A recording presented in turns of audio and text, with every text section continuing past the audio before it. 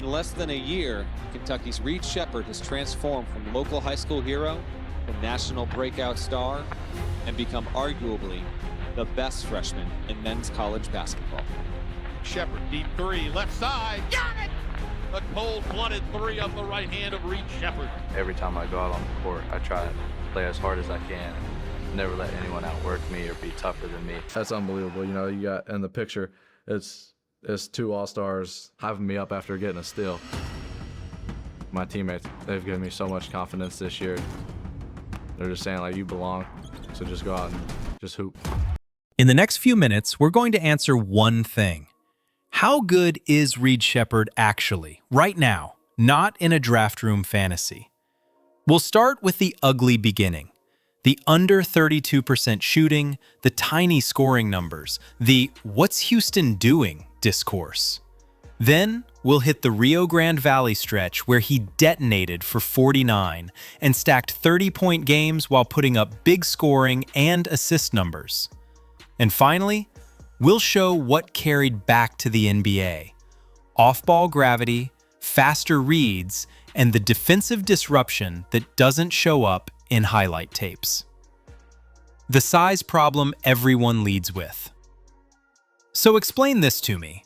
If Reed Sheppard is 6 feet 2 inches, around 185 pounds, why don't teams hunt him like he's free points? Why does he show up in actions like he's a problem, not a target? Because the part you're supposed to punish isn't always the part you actually get to attack. Let's rewind to the start in Houston. The offense looks tight, touches come and go. The jumper isn't bailing him out, and suddenly every conversation turns into a scouting report on his body. Not his reads, not his timing, his frame, his burst. The whole thing becomes, can he survive out there when teams switch everything and make him guard up? And that's the real trap for small guards in the NBA. It's not single coverage, it's the modern default, switching. One screen, and now you're standing in front of a bigger wing with space, time, and a plan. If you can't hold your ground without fouling or giving up the angle, the possession turns into a slow-motion isolation. That's where small guards get played off the floor. Not because they can't compete, but because the math of mismatches is brutal. Houston knew that, so they didn't ask him to win the part of defense that would get him benched. They built answers around the screen before the mismatch ever fully forms. Heavy hedges when the matchup calls for it, selective switching when the personnel allows it, and a constant priority to keep him connected to the ball without leaving him stranded against size for an entire shot clock. Here's what that means in real time. When the action comes, he doesn't sit back and absorb. He meets the ball higher, takes away the clean downhill lane, and forces the handler to peel out or pick it up early. Then he snaps back to his man like a rubber band, because the goal isn't to win the moment on an island. The goal is to break the offense's first read and steal a half second from their timing. That's the shift you have to make when you talk about his defense. You're not looking for clamps, you're looking for disruption. He steers ball handlers into spots where help can actually help. He denies the easy return pass. He makes the reset feel annoying. A possession that should flow turns into a possession where the ball gets pushed back out and the shot clock starts yelling. And here's the thing though, when you stop judging him like an on-ball stopper, you see what he actually is. An off-ball problem. He plays defense like a shortstop, not a cornerback. The value isn't in wrestling with a bigger body. The value is in range, first steps, and reading where the play has to go next. A common sequence tells the whole story. Guard-to-guard ball screen at the top. Reed shows high, just enough to make the dribbler hesitate. The ball handler gives it up, because the lane doesn't look clean anymore. Reed recovers fast, but he's already scanning. He knows the outlet is coming because the offense always tries to punish the hedge with a quick swing. So instead of chasing the ball like a tourist, He jumps into the passing lane on the next pass, gets a fingertip on it, and suddenly the possession is off script. And those fingertips matter. A deflection isn't a steal on the stat sheet, but it forces a scramble. The offense has to run a backup plan with less time. The big has to rescreen. The weak side shifts. Somebody hesitates. That's where rushed shots come from. That's where late clock pull-ups come from. That's where the Rockets' length and athleticism can finally rotate into the play instead of reacting from behind. Put a name on the role and it makes more sense. Reed is an off-ball chaos agent. He makes the first pass feel risky and the second pass feel impossible because he's already sitting on what teams want to do after the first action doesn't work. That's not gambling. That's anticipation with a purpose. Payoff. What makes Reed's off-ball defensive pressure more valuable than traditional lockdown defense? He generates possessions. That's the currency. One extra possession can swing a quarter, and a couple of those can swing a game. But the league didn't buy it early, because if your shot isn't falling, nobody cares why your defense works. But here's what nobody saw coming. How does a rookie go from looking borderline unplayable in NBA minutes to hanging 49 in the G League like it's a normal Tuesday? Because early on, the NBA version of Reed was living on scraps. Tiny usage, quick hook mistakes, a rhythm that never got a chance to settle. And when you pair that with under 32% shooting, you get the worst combo for a young guard. Every miss feels louder than every good decision. You stop playing to solve the possession and start playing to avoid messing it up. The problem is the league doesn't give you patience minutes. If you're a rookie guard and you're not running the offense, you're spacing in the corner, maybe getting one late clock touch. And if that shot doesn't fall, you're jogging back hearing the crowd react like the whole night is your fault. That's not development. That's stress testing with no feedback loop. So when the assignment to the Rio Grande Valley Vipers hit on January 6th, 2025, the outside read was simple: demotion. The internet always calls it that. But inside the organization, Houston framed it as a strategic development choice. They didn't need him surviving possessions next to NBA creators. They needed him making decisions over and over, with the ball in his hands, where you can actually see what he is. And 2 days later, January 8th, he drops 49 against the Oklahoma City Blue. That's not a typo. 49 points, plus 6 assists, 5 rebounds, and 3 steals. He goes 17 of 33 from the field and 8 of 19 from 3. Those are loud numbers, but the tell is how he got them. He wasn't just firing because he could. He punished what the defense showed him. If they gave him space on the catch, the footwork stayed tight and he let it go. If they tried to run him off the line, he didn't drift into weird, fading pull-ups to prove a point. He attacked the next window, kept his handle clean, and either finished the play or hit the next pass when the help arrived. That's the difference between a scorer and a decision maker. A scorer takes what he wants. A decision maker takes what the defense can't stop. Then you zoom out from the one-game headline and the stretch gets even more convincing.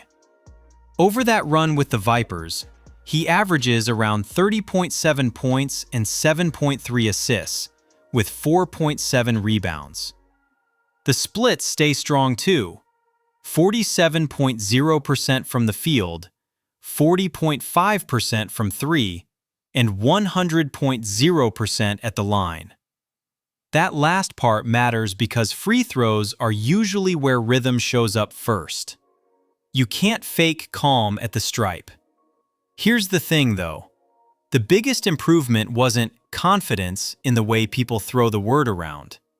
It was processing speed, earlier passes, quicker identification of the second defender, cleaner catches into shots where his feet land ready instead of landing and then deciding.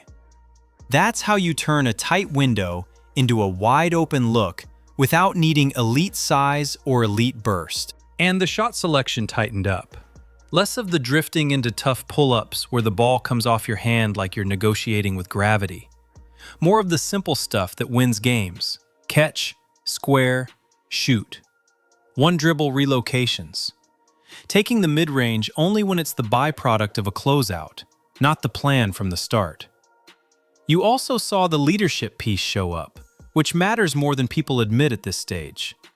He starts running the team, calling sets, organizing spacing, and when the defense loads up on him, he doesn't wait for the trap to arrive and then panic pass. He manipulates defenders first. He dribbles with a purpose, moves the help a step, and delivers the ball where the rotation can't recover. That's like upgrading from a GPS that reroutes late to one that knows the traffic before you turn the corner. The reads don't just get made, they get made early enough to matter. Payoff. What happened during Reed's 49-point G-League explosion that changed everything scouts thought they knew? He proved he can be the decision-maker, not just the connector.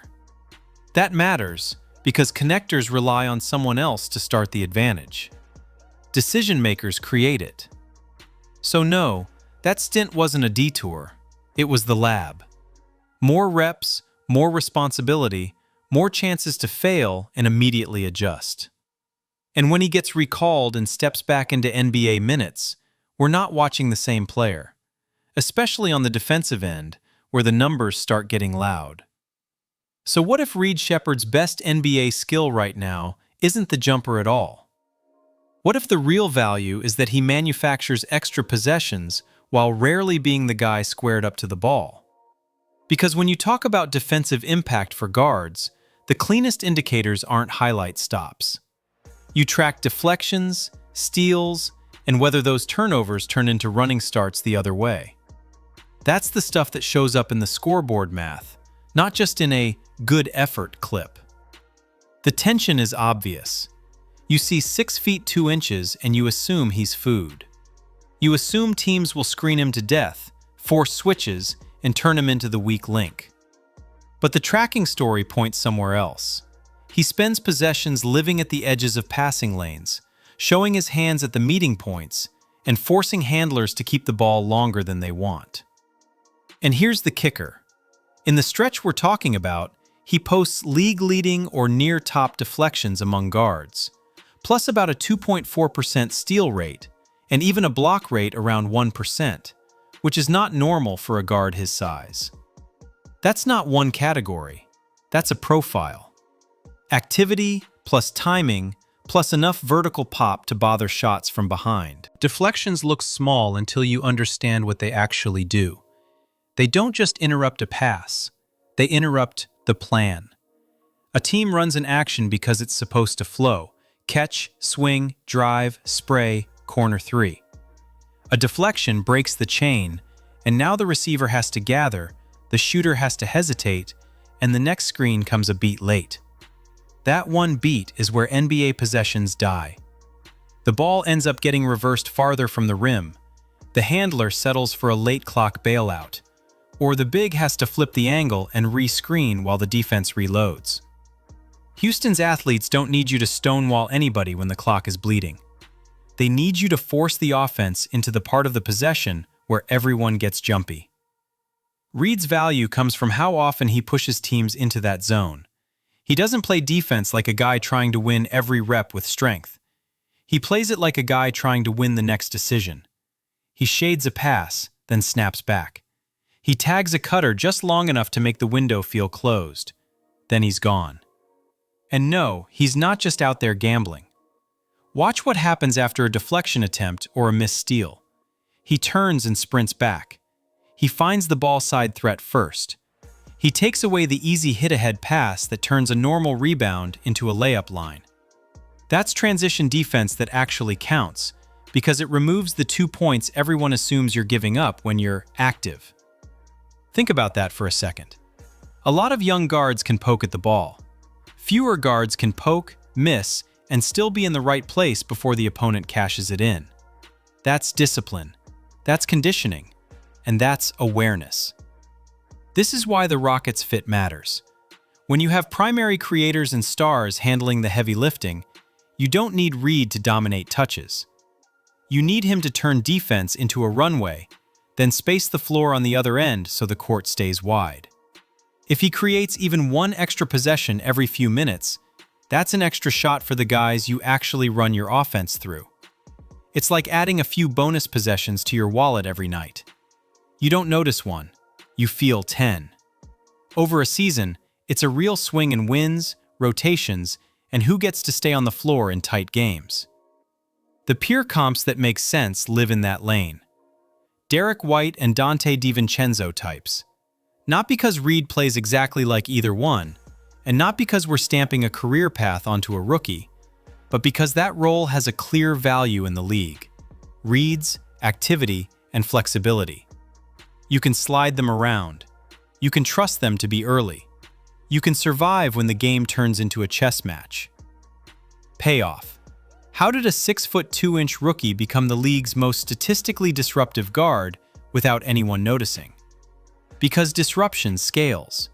Size doesn't when you're late. He's early. So now we answer the title straight. How good is he actually? And what does just getting started mean when the games slow down and the scouting gets personal? So how good is Reed Sheppard actually? His ceiling talk starts with the shot, because that's the skill that changes coverages. But his floor is already here. Decision-making plus constant defensive activity, and that's the combo that keeps guards playable when teams game plan. When someone brings up 6'2", answer with function. He's at 4.2 deflections per game with a 2.4% steal rate, and those disruptive hands turn into transition chances. It's like adding possessions to the scoreboard without touching the ball. Drop your thoughts in the comments because I'm reading all of them. Make sure you're subscribed so you don't miss it.